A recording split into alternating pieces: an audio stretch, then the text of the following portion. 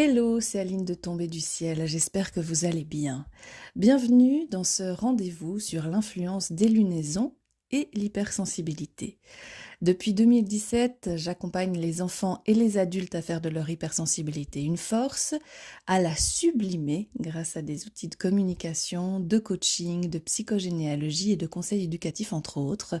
Vous trouvez les détails sur le site tombeduciel.ch.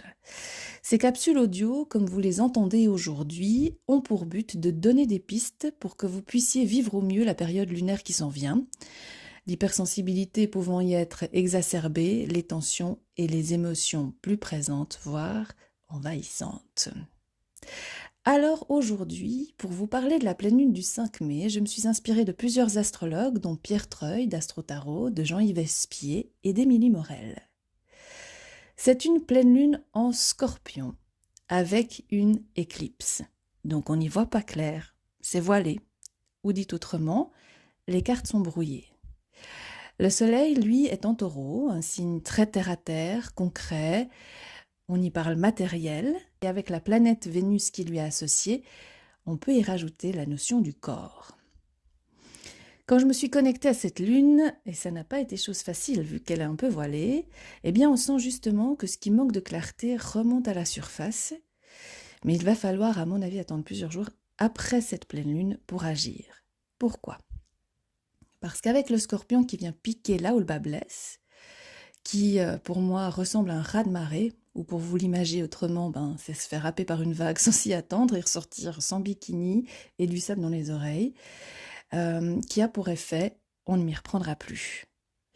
Donc, on va devoir faire face d'abord à ce brassage émotionnel dans des affaires du concret concernant peut-être les finances, le corps aussi, et tout ce qui, au quotidien, déraille chez nous.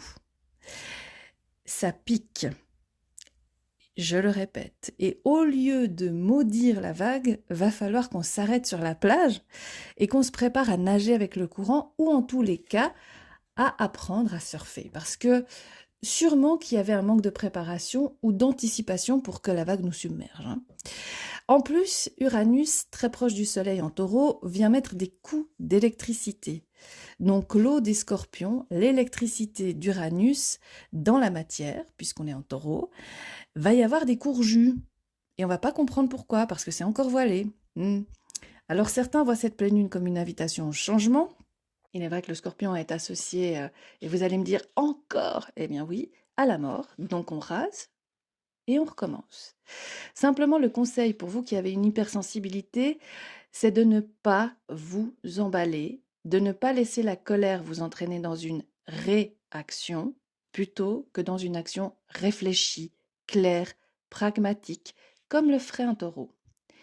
Et puis je vous encourage, puisque nous sommes dans les possessions, le matériel, de faire une liste de tout ce que vous avez et de profiter de ce temps pour rendre grâce, remercier, être reconnaissant de tout ce que vous avez de beau dans votre quotidien.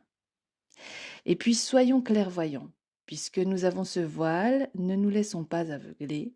Regardez ce qui est amélioré, regardons aussi ce qui est à améliorer, clairement, sans état d'âme.